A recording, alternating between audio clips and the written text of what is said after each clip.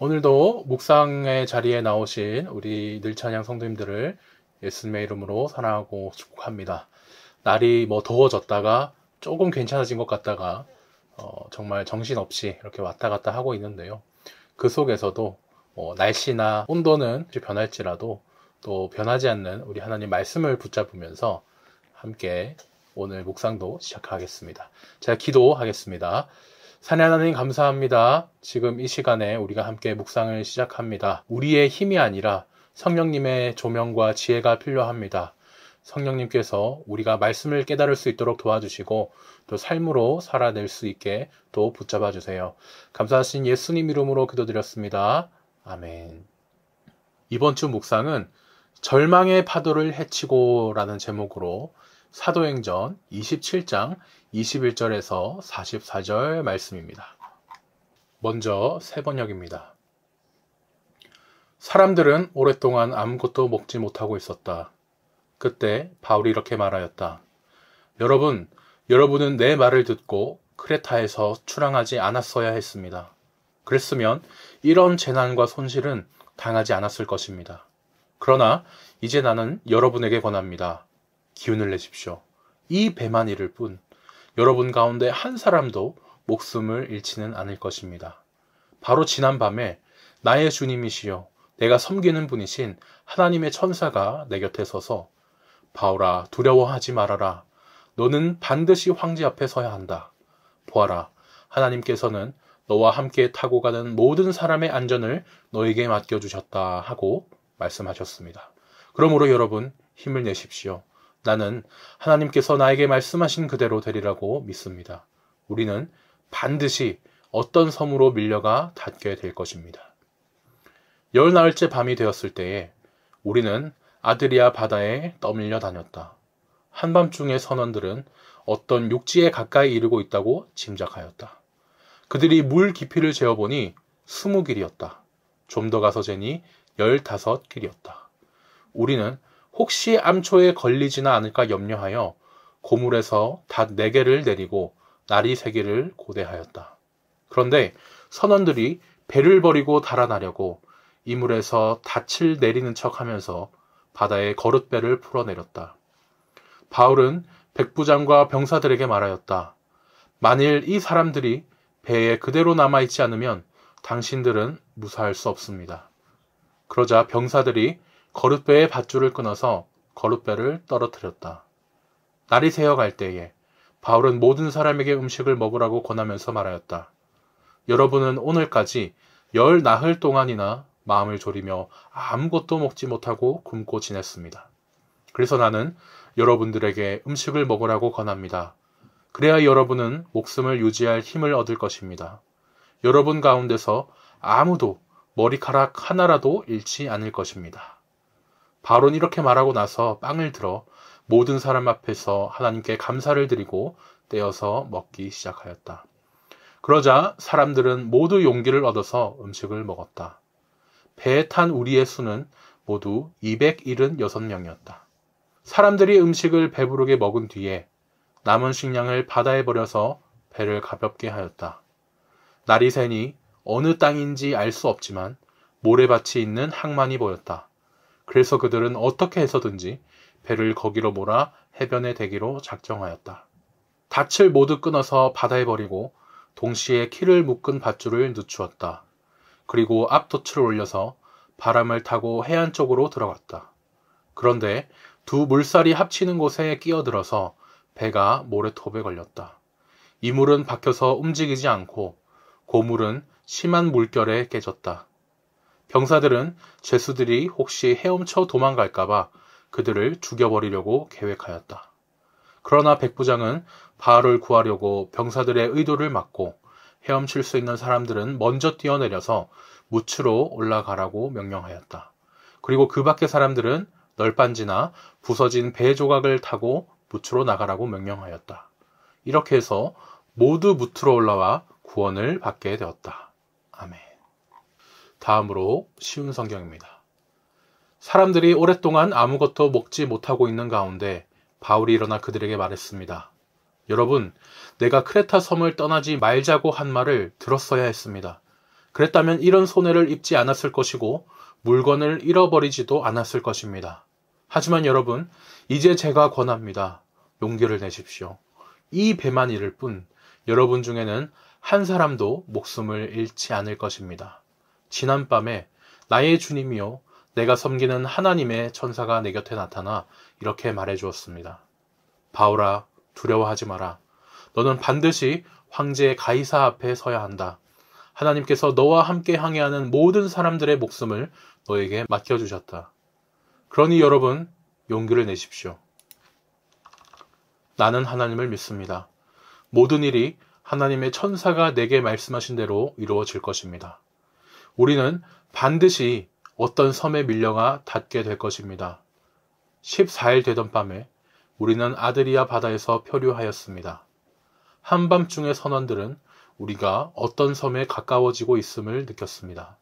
그래서 물 깊이를 재어보니 약 40m였고 조금 더 가서 다시 재어보니 이번에는 약 30m였습니다. 우리는 혹시 암초에 걸리지는 않을까 염려가 되어 닷 4개를 물에 던져넣고 날이 밝기를 기다렸습니다. 그런데 선원 몇 사람이 배에서 빠져나갈 속셈으로 배 앞쪽에 닻을 더 내린다는 구실로 거룻배를 물에 내렸습니다. 그러자 바울이 백부장과 군인들에게 이 사람들이 배에 남아있지 않으면 당신들마저 구조되지 못합니다 라고 말했습니다. 그래서 군인들이 밧줄을 끊어서 거룻배를 떼어버렸습니다. 날이 밝을 무렵 바울은 모든 사람에게 음식을 먹으라고 권하면서 말했습니다. 지난 14일 동안 여러분은 마음을 졸이며 지금까지 아무것도 먹지 않고 지냈습니다. 하지만 이제는 음식을 드십시오. 그래야 살아남을 수 있습니다. 여러분 중에 그 누구도 머리카락 하나도 잃지 않을 것입니다. 바울은 이 말을 하고서 모든 사람 앞에서 빵을 들어 하나님께 감사 기도를 드리고 빵을 떼어 먹기 시작했습니다. 그러자 사람들도 용기를 얻어 음식을 먹었습니다. 배 안에 있던 사람들은 모두 276명이었습니다. 사람들은 음식을 배불리 먹고 나서 식량을 바다에 던져 배를 가볍게 했습니다. 날이 밝았습니다. 사람들은 그곳이 어느 땅인지 알 수 없었지만 그들의 눈에 모래밭이 있는 항만이 눈에 띄었습니다. 그래서 그들은 어떻게 해서든지 배를 모래밭에 대기로 작정하였습니다. 그들은 밧줄을 끊어서 닻을 바다에 내버리는 동시에 키를 묶은 밧줄을 풀었습니다.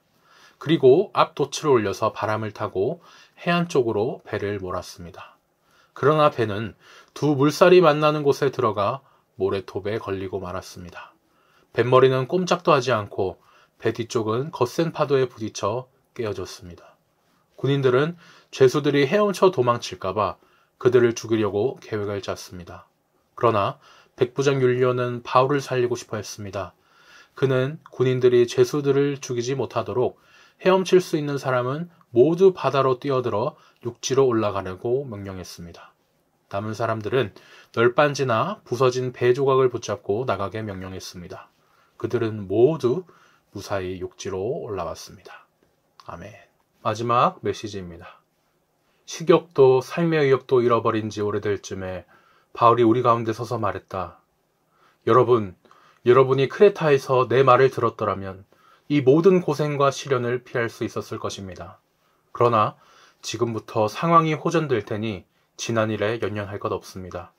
우리 가운데 단 한 사람도 물에 빠져 죽는 일은 없을 것입니다.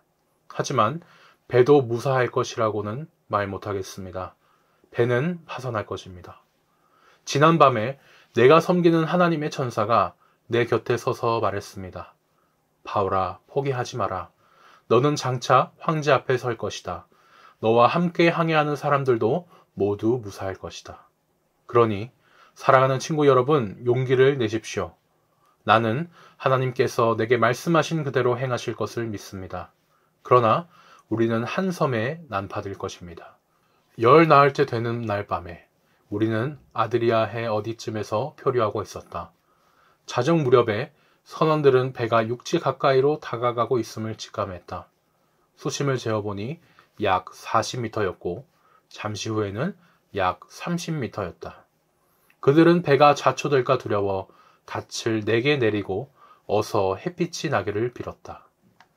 선원들 가운데 몇 사람이 배에서 탈출하려고 했다. 그들은 뱃머리에서 닻을 더 내리는 척하면서 구명보트를 내렸다. 바울이 그들의 속셈을 꿰뚫어 보고는 백부장과 병사들에게 말했다. 이 선원들이 배에 남아있지 않으면 우리는 다 빠져 죽을 것입니다. 그러자 병사들이 구명보트의 줄을 끊어 그냥 떠내려가게 했다. 동틀 무렵 바울이 사람들을 모두 불러놓아 아침 식사를 권했다. 우리가 음식 없이 지낸 지 벌써 10나흘이 되었습니다. 아무도 음식 생각이 없었습니다. 하지만 이제 뭘 좀 먹어야 합니다. 기력이 있어야 구조도 되지 않겠습니까?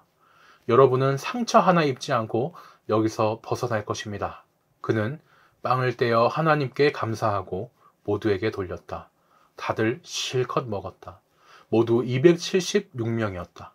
사람들이 다 배부르게 먹고 남은 곡식은 바다에 버려 배를 가볍게 했다.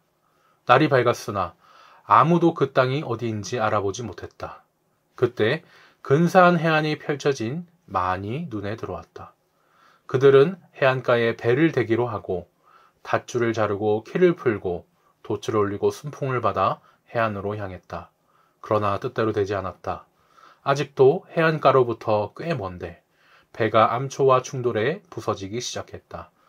병사들은 죄수들이 헤엄쳐 탈출하지 못하도록 그들을 죽일 작정이었다. 그러나 백부장이 바울을 구하기 위해 병사들을 막았다. 그는 누구든지 헤엄칠 줄 아는 사람은 물속으로 뛰어들어 헤엄쳐가고 나머지 사람들은 나무 조각을 붙잡으라고 명령했다. 다들 무사히 해안에 닿았다. 아멘. 지금까지 저희가 세번역, 쉬운 성경, 메시지 성경 이 순서대로 3번 말씀을 들었습니다. 하나님 말씀을 듣는 사람은요, 절망의 순간에도 소망을 발견할 수 있죠. 또 위급한 상황에서도 무엇을 해야 되는지 또 판단할 수 있습니다. 바로 하나님의 지혜가 있기 때문이죠. 이 하나님의 지혜가 있기 때문에 사회 신분과 상관없이 내가 높은 사람이든 낮은 사람이든 상관없이 힘든 혼란스러운 상황에서 리더십을 발휘할 수 있고요. 또 길을 잃은 사람에게는 바른 길을 알려줄 수 있습니다. 바울은 지금 범죄자로 몰려서 재판 결과를 기다리는 미결수로 로마로 가고 있습니다. 로마로 가다가 또 난파되어 죽을 지경에도 이르죠.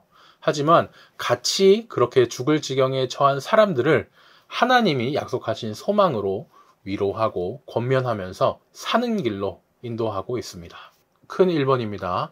21절에서 32절을 보니 바울은 비록 메인 몸이었지만 절망하는 사람들을 위로하고 있습니다. 바울이 무엇을 근거로 절망에 빠진 사람들을 위로하고 있나요? 21절과 26절을 보니까 바울이 말하기를 하나님께서 저보고 두려워하지 말라. 내가 로마 황제 앞에 서야 되고 또 하나님이 너와 함께 항해하는 자를 다 내게 주셨다. 이렇게 얘기를 하셨다면서 절망에 빠진 사람들을 위로하고 있습니다. 바울은요, 분명히 이 항해가 위험하다고 했었습니다. 하지만 부장은 바울의 물을 무시한 채 선장의 말만 듣고 항해를 떠나죠. 네가 뭘 알아? 이런 식이었을 것 같습니다.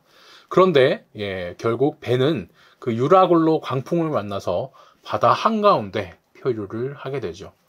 당시 이제 사람들이 느끼기에는 지금 우리가 비행기를 타고 가다가 난기류 휩쓸려 추락 중인 그런 높은 그 고도에서 추락 중인 비행기에 타고 있는 것과 같은 느낌이었을 겁니다. 지금 곧 죽게 생겼는데 밥이 넘어갑니까? 제대로 먹지도 못하고 공황 상태에 빠지게 됩니다. 그런데 이때 그 바울이 일어나서 말하는 겁니다. 여러분 안심하세요. 하나님이 우리 살려준다고 했습니다. 여기에 있는 사람 한 명도 죽는 사람 없이 다 살 겁니다. 이렇게 얘기를 한 겁니다. 세상에 토크쇼나 그런 데처럼 아무 근거 없이 위로하고 괜찮아 잘 될 거야 가짜 희망을 주면서 희망 고문하는 것도 아니고요. 정말 그 하나님이 주신 정말 확실한 그 근거를 가지고 사람들을 위로하면서 구원의 소망을 전하고 있습니다. 2번입니다. 사공들이 자기만 살겠다고 배를 버려두고 도망치려 하니까 바울이 어떻게 하나요? 30절에서 32절을 보니까 바울이 백부장과 군인들에게 말해서 사공들이 배를 떠나지 못하도록 거룻배를 끊어버렸습니다. 고대에는 그 기름이 있던 것도 아니고 뭐 엔진으로 돌아가는 그런 것이 아니기 때문에 사공들이 없으면 뭐 배를 젓는 사람이 없기 때문에 배를 제대로 움직일 수 없습니다. 그런데 배가 표류한 지 2주나 지나니까 이 사공들이 나라도 살자 이런 마음을 가졌어요. 그리고 이제 도망갈 계획을 세웁니다. 뱃사람의 그 직감으로 지금 근처에 땅이 있다라는 것을 딱 알고는 닻을 내리는 척 하면서 구명보트를 타고 도망가려는 것이죠. 자신들 없이는 그 배를 움직일 수도 없는데 무책임하게 자기만 대피하며 나만 좀 살고 보자라는 이 모습이 참 이기적입니다. 지금 저희가 생각해도 어때요? 분노가 정말 침이죠. 세월호의 그 구원파 2단 선장에 향해서 사람들이 정말 화를 내기도 했는데 지금 생각해도 정말 분노가 침입니다. 이런 일을 막고자 이제 바울이 어떻게 하냐면요. 지금 일어나고 있는 그 사실을 백부장에게 알립니다. 백부장은 거룻배의 줄 자체를 끊어버리죠. 전에는 백부장이 이제 바울의 말을 안 들었었잖아요. 항해하면 안 된다고 했을 때 선장의 말을 믿고 억지로 항해를 했는데 그러다가 지금 표류가 돼서 이 꼴이 나니까 이제는 정신 차리고 바울의 말을 잘 듣고 있습니다. 사회적 지위로 봤을 때는 어때요? 정말 미결수 신분으로 무시당할 수 있는 그런 신분의 바울이었지만 전문 용어로 이제 백이라 그러죠. 하나님 백으로 지금 바울이 사실상 그 백부장의 조언자 또 선장의 역할을 하고 있습니다. 큰 입원입니다. 34절에서 44절을 보니 바울의 말대로 배에 있던 모든 사람이 구조가 됩니다. 바울이 14일 동안 굶주린 사람들에게 음식을 권하며 건넨 말은 무엇인가요? 33절에서 37절을 보니까 이것이 너희의 구원을 위하는 것이요 너희 중 머리카락 하나도 잃을 자가 없으리라 이렇게 얘기를 했습니다. 바울은 배 안에 있는 모든 사람들에게 이제 음식을 먹으라고 합니다. 왜 음식을 먹어야 되나요? 음식을 먹어야 그래도 힘을 내서 육지까지 올라갈 수 있기 때문이죠. 결국에 육지까지 올라갈 일, 정말 그 하나님이 살려주신다 그 믿음을 계속 가진 겁니다. 그런데 그 음식을 먹는데 그냥 이제 먹는 게 아니죠. 그리스도인 티를 확 냅니다. 떡을 들어서 축사죠. 감사 기도를 드리고 떼어서 이렇게 먹입니다. 마치 정말 그 예수님께서 오병이어로 그 축사하시면서 5,000명을 먹으셨던 것, 또 예수님이 빵을 떼어 나눠주면서 성찬을 했던 그것을 생각나게 합니다. 예수님이 그렇게 성찬하신다면 어떻게 됐습니까?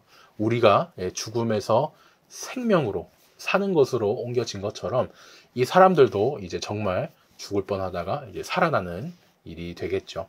자연스럽게 이제 감사 기도를 하면서 또 하나님을 드러내는 이 모습을 저희가 볼 수 있습니다. 이번 질문입니다. 배부르게 먹고 남은 밀을 어떻게 처리했습니까? 38절을 보니까 남은 밀을 바다에 버려서 배를 가볍게 만들었습니다. 물 위에 보이는 얼음이 많을수록 땀에 잠긴 얼음도 무겁고 크겠죠. 배도 마찬가지입니다. 가벼울수록 당연히 더 위로 뜰 테니 얕은 해안에 땅에 닿거나 암초에 걸리지도 않고 해안가까지 깊게 들어갈 수 있겠죠. 매일매일 채워주실 것을 믿기 때문에 오늘 것을 일단 배부르게 먹었으니 남은 밀은 바다에 버린 정말 주기도문에 나오는 일용할 양식을 딱 기대하면서 이렇게 버렸습니다. 총 276명, 276명인데요. 이 모두를 구원받게 하려고 욕심을 뭔가 부리기보다는 가장 중요한 생명을 택하는 결정을 한 것이죠. 생명의 구원을 향해서 나아갈 때 미련을 갖고 붙드는 것 없이 이렇게 행동을 했습니다. 3번 질문입니다.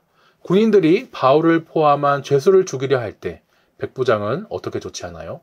42절에서 44절을 보니까 바울을 구원하려고 군인들의 뜻대로 하지 않고 헤엄칠 줄 아는 사람은 물에 뛰어내려서 먼저 육지로 가게 하고 남은 사람, 헤엄을 못하는 사람은 널빤지 같은 그런 널조각이 있죠. 그런 것들을 아니면 배 물건을 의지해서 그것을 붙잡고 육지까지 가도록 했습니다. 이제 육지에 다다랐습니다. 근데 아까 보트를 하나 없앴죠. 이제 배 없이 다들 헤엄쳐서 이제 육지로 가야 됐습니다. 근데 문제가 있죠. 죄수와 군인 모두 그렇게 헤엄쳐서 가다가 죄수들이 이렇게 도망가 버릴 수도 있잖아요. 그래서 이제 군인들이 백부장에게 이야기를 하나 합니다. 지금 배 안에 있는 죄수들 도망가면 우리 다 처벌받고 책임진다. 이 사람들을 미리 죽이는 것 어떻습니까? 하고 이제 백부장에게 상관에게 건의를 하죠. 자기들도 죽을 뻔하다 살아놓고 자신들이 책임 안 지고 뭐라도 좀 손해를 볼까봐 죄인들을 죽여버리자라고 하는 것은 정말 내로남불이고 이 세상의 모습을 보는 것 같습니다. 게다가 죽여버리자 그런 사람들 중에는 죄인으로 확정이 나지 않은 미결수인 바울도 있었죠. 정식으로 재판의 결과가 난 것도 아니고 죄인으로 확정된 것도 아닌데 지금 자기들이 뭐라고 막 사람을 죽인단 말입니까? 다 같이 죽어가는 배에 타 있으면서도 도망치려고 했던 사공이나 군인들, 이런 사람들의 태도는 바울과 참 비교가 됩니다. 백부장은요, 당연히 바울을 살리고 싶어서 안 돼, 이렇게 답을 했고요. 그렇게 결국 하나님이 약속하신 그대로 한 명도 죽는 사람 없이 그 죄수들도 다 살아서 살아남게 됩니다.